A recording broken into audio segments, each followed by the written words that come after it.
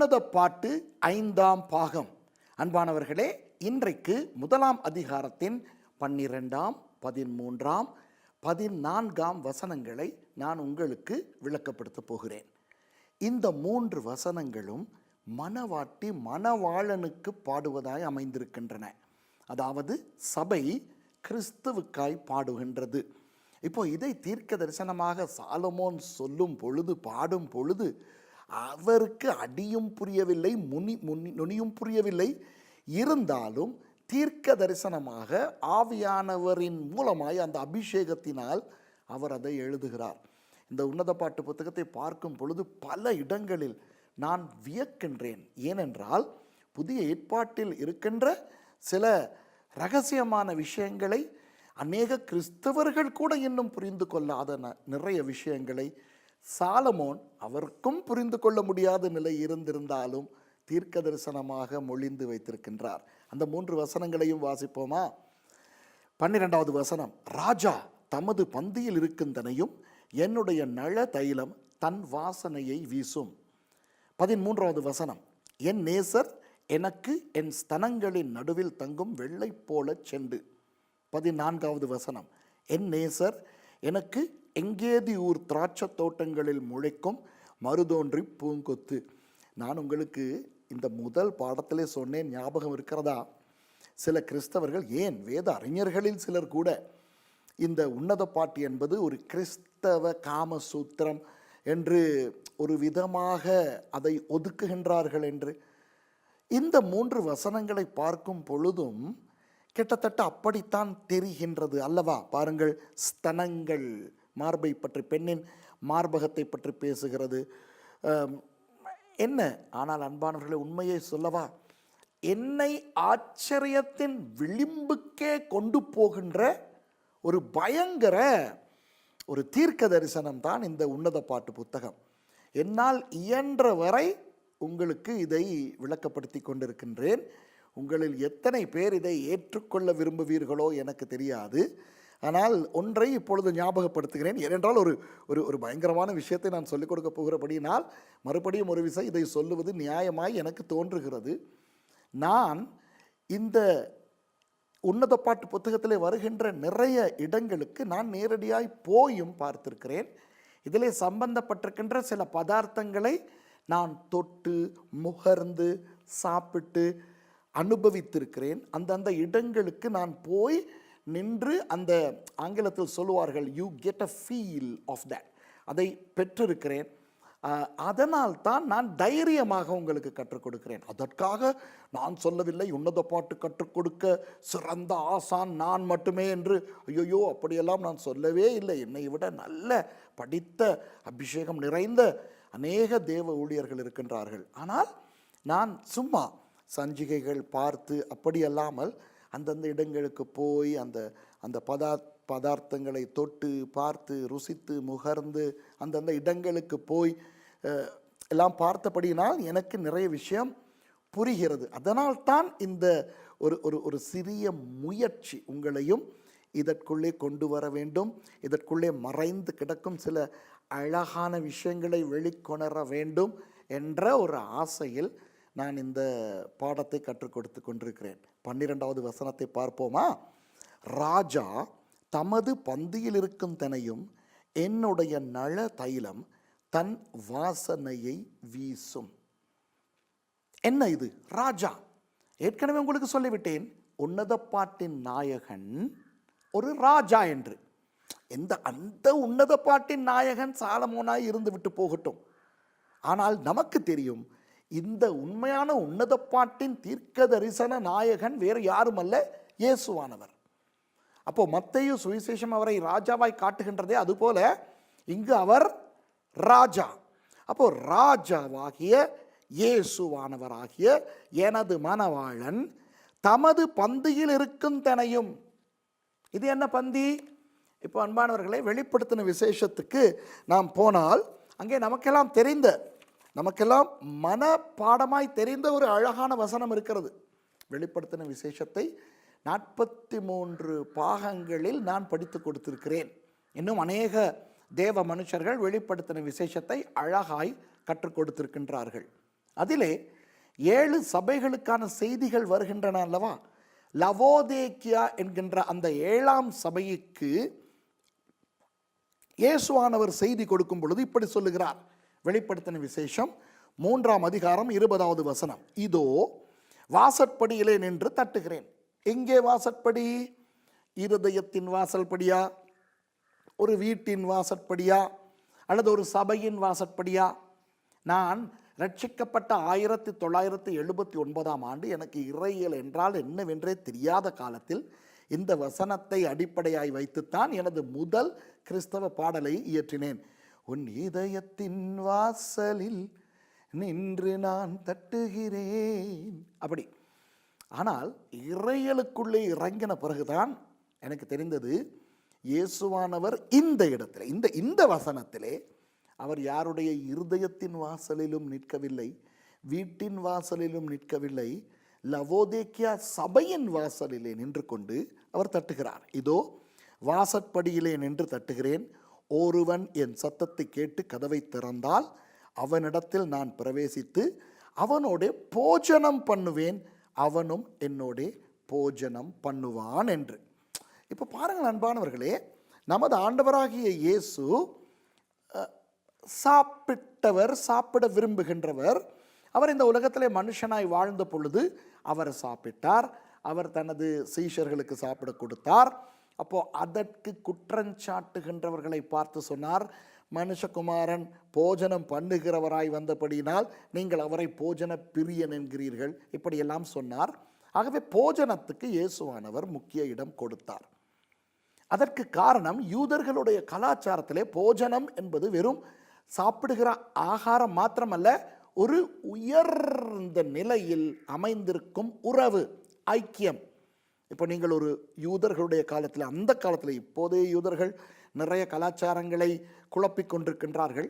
ஆனால் அன்று நீங்கள் வேத காலத்தில் யூதர்களாய் இருந்து யூதர்களுடைய வீடுகளுக்கு போனால் அந்த யூதர்கள் இந்த வந்தவர்களை ஏற்றுக்கொண்டோம் என்று காட்டுவதற்கு உணவருந்து விட்டு செல்ல வேண்டும் என்று சொல்லுவார்கள். உங்களுடைய வீட்டில் உணவருந்தக்கூடிய அளவுக்கு நாங்களும் உங்களை ஏற்றுக்கொண்டிருக்கின்றோம் என்று காட்டுவதற்காக வந்தவர்களும் உணவருந்தி செல்லுவார்கள். கல்யாண வீட்டுக்கு போகட்டும், மரண வீட்டுக்கு போகட்டும், சும்மா விருந்தாளிகளாய் போகட்டும், ஏன் பரதேசிகளாய் போகும் பொழுது ஒரு வீட்டிலே இன்று இரவு மாத்திரம் தங்கிவிட்டு போகிறேன் என்று சொல்லட்டும். இப்படி எந்த நிலையில் யூதர்கள் பிறிதொரு யூதர்களுடைய வீட்டில் தங்க வந்தாலும் அங்கு அவர்கள் போஜனம் பண்ணுவார்கள் என்பது அவர்களுடைய கலாச்சாரம். அதிலே என்ன அர்த்தம் என்றால், நான் உன்னை மதிக்கிறேன், நான் உன்னை ஏற்றுக்கொள்ளுகிறேன், என் வீட்டு சாப்பாட்டை உனக்கு கொடுக்கும் அளவுக்கு நீ எனக்கு முக்கியமானவன் என்று இவர்களும், சரி உன் போஜனத்தை நான் ஏற்றுக்கொள்ளுகிறேன், உன் வீட்டில் சாப்பிடுகின்ற அளவுக்கு உன்னை நான் ஏற்றுக்கொள்ளுகின்றேன் என்று வந்தவர்களும் சொல்லுகின்ற அளவுக்கு இந்த போஜனம் ஒரு முக்கியமான இடத்தை பிடிக்கின்றது. அதனால்தான் சில சந்தர்ப்பங்களில் இயேசுவானவர் தனது பிரசங்கத்தை கேட்க வந்து அற்புத அடையாளங்களை பெற்றுக்கொண்டவர்களுக்கு கூட போஜனம் கொடுத்து அனுப்பினார். ஞாபகம் இருக்கிறதா? 5 அப்பம் 2 மீன்களை கொண்டு அவர் 5000 ஆண்கள் உள்பட அநேகமாயிரம் ஜனங்களுக்கு சாப்பாடு கொடுத்தார். இன்னும் 7 அப்பம் 1 சிறு மீன்களை கொண்டு 4000 ஆண்களுக்கும் இதர பெண்களுக்கும் சாப்பாடு கொடுத்தார். இப்படி அவர் போஜனத்துக்கு முக்கியத்துவம் கொடுத்தவர். யார்? நமது இயேசுவானவர். அது மாத்திரமா, அவர் கைது செய்யப்பட போகும் அந்த இரவில் கூட அவர் தனது சீஷர்களோடு மேல் வீட்டிலே கூடி அந்த ரா போஜனம் என்கின்ற அவர்களுடைய முக்கியமான பஸ்கா உணவை அவர்களோடு சாப்பிட்டு விட்டுத்தான் கெத்செமனேக்கு போய் கைதாகினார். ஆகவே நமது ஆண்டவர் போஜனத்துக்கு முக்கியத்துவம் கொடுப்பதற்கு காரணம், அது வெறும் சாப்பாடு என்றபடினால் மாத்திரமல்ல, அது ஐக்கியத்தை காட்டுகிறது, உறவை காட்டுகிறது. அந்த உணவை கொடுப்பவரும் எடுப்பவரும் ஒருவரை ஒருவர் ஏற்றுக்கொள்ளும் தன்மையை காட்டுகின்றது. அதைத்தான் இயேசுவானவர் வெளிப்படுத்தல் 3:20 சொல்லுகிறார். இதோ சபையே, நான் வாசல் படியிலே நின்று கதவை தட்டுகிறேன். இப்போ அந்த சபையினுடைய அந்த விளக்கங்கள், அர்த்தங்கள் எல்லாம் இப்பொழுது வேண்டாம். ஆனால் அவர் சொல்லுகிறார், நீ கதவை திறந்து என்னை உள்ளே அழைத்தால் நான் உன்னோடு வந்து போஜனம் பண்ணுவேன். என்ன அர்த்தம்? ஒரு ஐக்கியத்தின் உயர் நிலையை நான் என் சபையோடு வைத்துக்கொள்ள விரும்புகிறேன் என்று. அதனால் தான் இங்கு 12வது வசனத்திலே மணவாட்டியாகிய சபை சொல்லுகிறாள், ராஜா தமது பந்தியில் இருக்குந்தனையும். அப்படி என்றால் என்ன அர்த்தம்? ராஜா பந்தியில் இருக்கும் பொழுது நான் அந்த இடத்துல இருப்பேன். ஏன்? எனக்கும் என் மணவாளனுக்கும் இடையில் இருக்கின்ற உறவு ஐக்கியம் உயர் நிலையான ஐக்கியம், சும்மா ஐக்கியம் அல்ல. அவரோடு நான் அமர்ந்து, என்னோடு அவர் அமர்ந்து நாங்கள் போஜனம் பண்ணுவோம், நானும் அவரும் போஜனம் பண்ணுவோம் என்ற அந்த ஒரு உயர் நிலை ஐக்கியத்தை இந்த நிலைமை காட்டுகிறது. அந்த உயர்நிலை ஐக்கியத்தின் போது சபை என்ன செய்யும் என்பதனை பாருங்கள். இங்கே அழகாக காட்டுகிறது. ராஜா தமது பந்தியில் இருக்கும் தனையும் என்னுடைய நள தைலம் தன் வாசனையை வீசும். வாவ்! என்னுடைய நள தைலம் தன் வாசனையை வீசும்.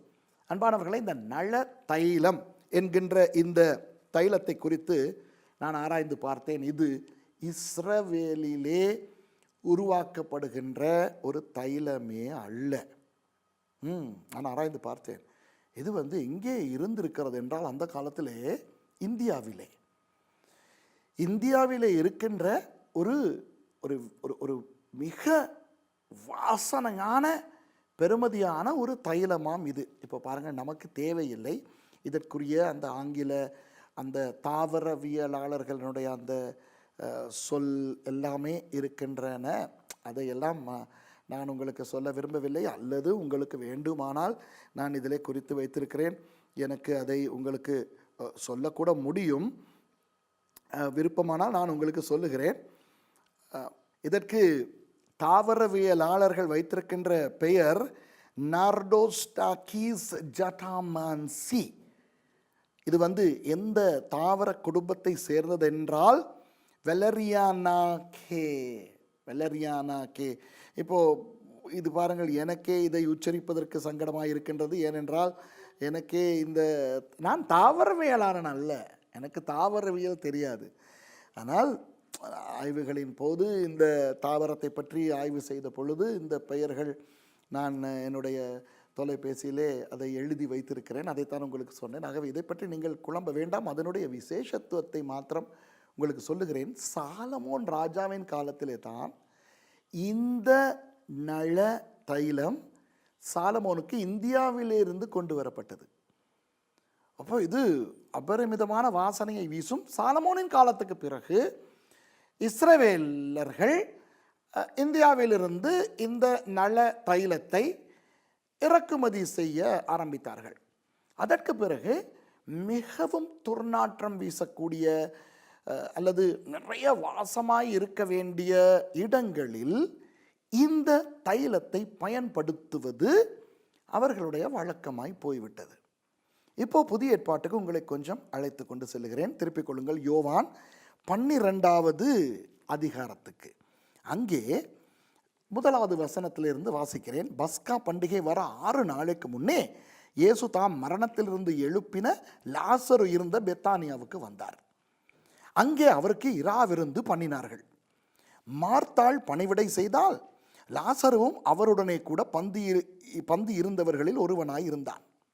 அப்பொழுது 3ஆம் வசனத்தை பாருங்கள். மரியாள் விலையேறப்பெற்ற களங்கமில்லாத நளதம் என்னும் தைலத்தில் ஒரு இராத்தல் கொண்டு வந்து அதை இயேசுவின் பாதங்களில் பூசி தன் தலைமயிரால் அவருடைய பாதங்களை துடைத்தாள். அந்த வீடு முழுவதும் தைலத்தின் பரிமளத்தினால் நிறைந்தது. அன்பானவர்களே, இந்த தைலம் தான் உன்னத பாட்டில் வருகின்ற அந்த நள தைலம். புரிகிறதா? அதே தைலம். இங்கே மரியாள் அதை இயேசுவின் பாதத்திலே போட்டு இயேசுவின் பாதத்தை அபிஷேகிக்கின்றாள். வாவ்! அப்பொழுது அவருடைய சீஷரில் ஒருவனும் அவரை காட்டிக் கொடுக்க போகிறவனுமாகிய சீமோனுடைய குமாரனாகிய யூதாஸ் காரியோத்து இந்த தைலத்தை 300 பணத்துக்கு விற்று தரித்திரருக்கு கொடாமல் போனது என்ன என்றான். அவன் தரித்திரத்தை குறித்து கவலைப்பட்டு இப்படி சொல்லாமல், அவன் திருடனானபடினாலும் பணப்பையை வைத்துக்கொண்டு அதிலே போடப்பட்டவைகளை சுமக்கிறவனாயினபடினாலும் இப்படி சொன்னான். ஆனால் பாருங்கள் 7வது வசனத்திலே இயேசுவானவர் என்ன சொல்லுகிறார் என்று, அப்பொழுது இயேசு இவளை விட்டுவிடு, என்னை அடக்கம் பண்ணும் நாளுக்காக இதை வைத்து இருந்தாள். அதாவது மரியாள் இயேசுவை அடக்கம் பண்ணும் நாளுக்காக இந்த தைலத்தை வைத்திருந்தாள் என்று இயேசுவானவர் சொல்லுகிறார் என்றால் அது உண்மையாய் அல்லவா இருக்க வேண்டும்? அப்போ மரியாள் தீர்க்கதரிசனமாக இயேசுவின் மரணத்துக்கு உபயோகப்படுத்துவதற்கு இந்த தைலத்தை வைத்திருக்கின்றாள். அன்பானவர்களே, இந்த தைலம் முழு வீட்டையும் வாசனையாக்கும். இந்த இயேசுவுக்கு ராப்போஜனம் கொடுக்கும் பொழுதுதான் லாசரு வீட்டிலே வைத்து மரியாள் இதை செய்கிறாள். இப்போ இந்த இரண்டையும் மனதில் வைத்துக்கொண்டு 12வது வசனத்தை வாசியுங்கள். ராஜா இயேசுவானவர் தமது பந்தியில் இருக்கும் தனையும் என்னுடைய நல தைலம் தன் வாசனையை வீசும். சபை சொல்லுகிறது, ராஜாவாகிய இயேசு என்னோடு பந்தியிருப்பார், போஜனம் பண்ணுவார், நானும் அவரோடு பந்தியிருப்பேன். அந்த நேரத்தில் நான் அவருடைய மரணத்தை, அவருடைய உயிர்த்தெழுதலை எப்பொழுதும் நினைப்பேன். ஏன்? அவர் வந்து எனக்காக மரித்தபடியினால் தான் எனக்கு இன்றைக்கு அவரோடு உறவாடக்கூடிய அந்த கிருபை கிடைத்திருக்கின்றது. ஆகவே அன்பானவர்களே, இந்த 12வது வசனத்தின் செய்தி என்ன தெரியுமா? சபையாகிய நாம் இயேசு என்கின்ற ராஜாவோடு ரொம்ப ஐக்கியமாக இருக்க வேண்டும், அவரோடு போஜனம் பண்ண வேண்டும், அவருடைய வார்த்தையாகிய மன்னாவை எப்பொழுதும் புசிக்க வேண்டும். ராப்போஜனம் என்று சொல்லுகின்ற திருவிருந்திலே கலந்து கொண்டு அவர் வரும் வரை அவருடைய மரணத்தை அதன் மூலம் தெரிவிக்க வேண்டும்.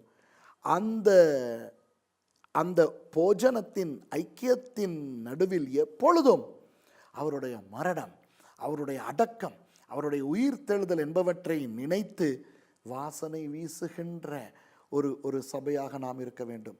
விலையேற பெற்ற தைலம், ஏனென்றால் இது இறக்குமதி செய்யப்பட வேண்டியது, அங்கு இஸ்ரவேலிலே உருவாகிற தைலம் அல்ல. ஏற்கனவே சொன்னேன் உங்களுக்கு. அப்போ அவர்கள் எவ்வளவு விலை கொடுத்து இந்த இறக்குமதியை அந்த காலத்தில் செய்திருக்க வேண்டும். ஆகவே விலையேற பெற்ற அந்த வாசனையை தியாகம் செய்து பாருங்கள், ஒரு இறக்குமதி செய்து அவர்கள் அந்த தைலத்தை எடுக்க வேண்டும் என்றால் எவ்வளவோ செலவழித்து அல்லவா அவர்கள் அந்த தைலத்தை வாங்க வேண்டும். அதுபோல சபையாகிய நாம் ஆண்டவராகிய இயேசுவை சந்தோஷப்படுத்த வேண்டும் என்றால் நமது வாழ்க்கையில் கஞ்சத்தனம் இல்லாமல், பணத்தை பற்றி நான் பேசவில்லை, நமது நேரம், நமது காலம், நமது பணம், நமது சிரமம், நமது முயற்சிகள் எல்லாவற்றையும் அவருக்காய் செலவழித்து வாசனை வீசுகின்ற அந்த ஒரு மனவாட்டியாய் இருக்க வேண்டும் என்பதுதான் இந்த வசனத்தில் இருந்து நான் பார்ப்பது. 13வது வசனத்தை பாருங்கள். என் நேசர் எனக்கு என் ஸ்தனங்களின் நடுவில் தொங்கும் வெள்ளை போல செண்டு. இதை ஒரு காடைத்தனமாகவோ காமத்தனமாகவோ பாலியல் கண்ணோட்டத்திலோ பார்க்கக்கூடாது. ஏனென்றால் ஸ்தனம் என்று வருகிறது உடனே வேதத்தில் இப்படியெல்லாம் வரக்கூடாது, வேதத்திலே பெண்களின் மார்பகங்களை பற்றி பேசக்கூடாது, இப்படியெல்லாம் சிலர் நினைக்கின்றார்கள். அதை நான் எதிர்க்கிறேன். ஏன் எதிர்க்கிறேன் என்றால், இந்த இடத்துல வருகின்ற அந்த வெள்ளை போலம் இருக்கிறதே, அதற்கு எபிரேய மொழியிலே மோஹ் என்று பெயர். அது பிற்காலத்திலே மேஹ் என்று சொல்லப்படும். உங்களுக்கு அந்த வெளிப்படுத்தலிலே வருகின்ற 7 சபைகளில் ஒன்று சிமர்னா மேஹ்னா, அந்த அந்த அந்த வெள்ளைப்போளத்தை உருவாக்குகின்ற ஒரு நகரம் அது. அப்போது இந்த வெள்ளை போளம் எப்படிப்பட்ட ஒரு ஒரு ஒரு விடயம் என்றால், சங்கீதம் 45க்கு நீங்கள் போனால் அதிலே 8வது வசனத்தை வாசிக்கலாம். சங்கீதம் 45:8. சங்கீதம் 45 சாலமோன் ராஜாவுக்காக பாடப்பட்ட ஒரு சங்கீதம். பாருங்கள், நீங்கள் 1வது வசனத்துக்கு போகும் முதல் அந்த இருக்கின்ற அந்த அடைப்புகளில் இருக்கின்றவற்றை கவனிங்கள். சொஷானீம் என்னும் வாத்தியத்திலே வாசிக்க கோராகின் புத்திரரில் உள்ள ராகத் தலைவனுக்கு ஒப்புவிக்கப்பட்ட நேசப்பாட்டாகிய சங்கீதம் இது. என் இருதயம் நல்ல விசேஷத்தினால் பொங்குகிறது, நான் ராஜாவை குறித்து பாடின கவியை சொல்லுகிறேன். அப்போ இது சாலமோனுக்காய் பாடினது போல தேவனுக்காய் பாடினது. அதுவும் ஒரு அருமையான ஒரு சங்கீதம். அந்த சங்கீதத்தில் சாலமோனை மனதில் வைத்துக்கொண்டு அவர்கள் பாடுகின்றார்கள். ஆனால் உண்மையாய் தேவனாகிய ராஜாவுக்காய் பாடப்பட்ட சங்கீதம் 8வது வசனத்தை பாருங்கள்.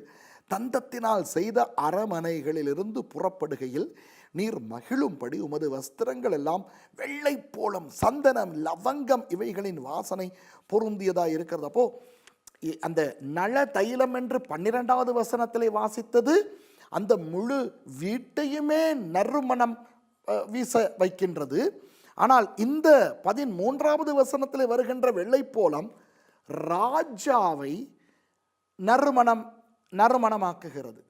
ராஜா, அந்த ராஜாவையே வாசனை வீச வைக்கிறது. இயேசுவானவரையே வாசனை வீச வைக்கிறது இந்த வெள்ளை போலம். இதில் என்ன விஷயம் என்றால், இந்த வெள்ளை போலம் எங்கே இருக்கிறதாம்? என் நேசர் எனக்கு என் ஸ்தனங்களின் நடுவில் தங்கும் வெள்ளை போல சென்று, என் ஸ்தனங்களின் நடுவில் அவர் இருக்கின்றார். என் நேசர் எங்கே இருக்கிறார்? என் மார்பகங்களுக்கு நடுவில், என் ஸ்தனங்களின் நடுவில்.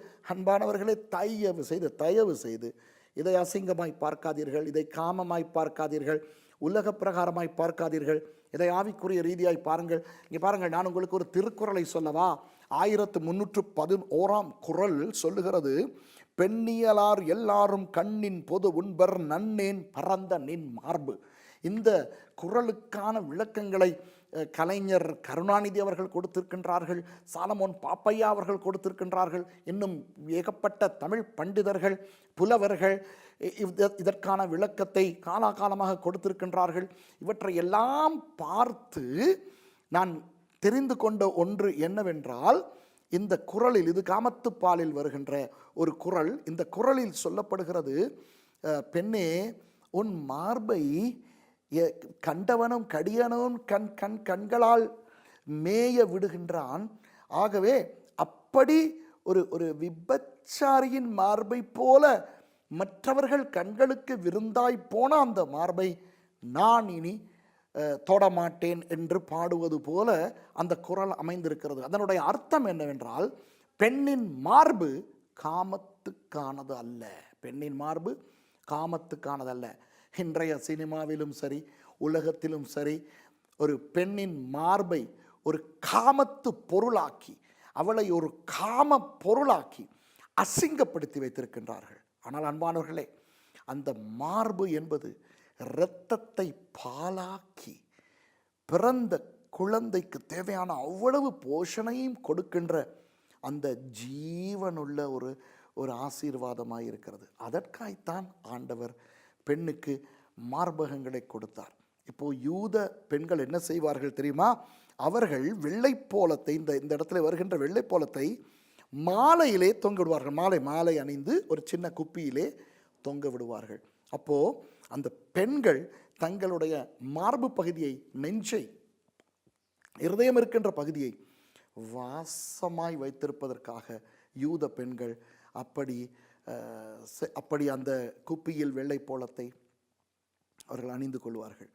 அதில் இருக்கின்ற ஆவிக்குரிய அர்த்தம், அவர்களுடைய ஆவிக்குரிய அர்த்தம் என்னவென்றால், என் இருதயத்தில் துர்நாற்றம் கிடையாது, என் இருதயத்தில் அசிங்கம் கிடையாது, என் இருதயம் வாசனை வீசுகின்றது. அப்போ நமது சபை, நாம் சபை இந்த வசனத்துக்கேற்ப இயேசு என்கின்ற ராஜாவை எங்கே வைத்து கொண்டிருக்கிறோம்? இருதயத்துக்கு அருகாமையில் வைத்திருக்கின்றோம்.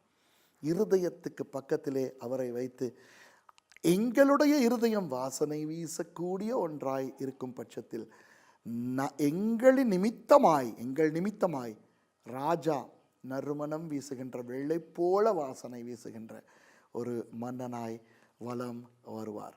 ஆகவே அன்பானவர்களே, நான் நினைக்கிறேன் இந்த 12, 13 வசனங்களில் இருக்கின்ற அந்த அழகை நீங்கள் புரிந்து கொண்டிருப்பீர்கள்.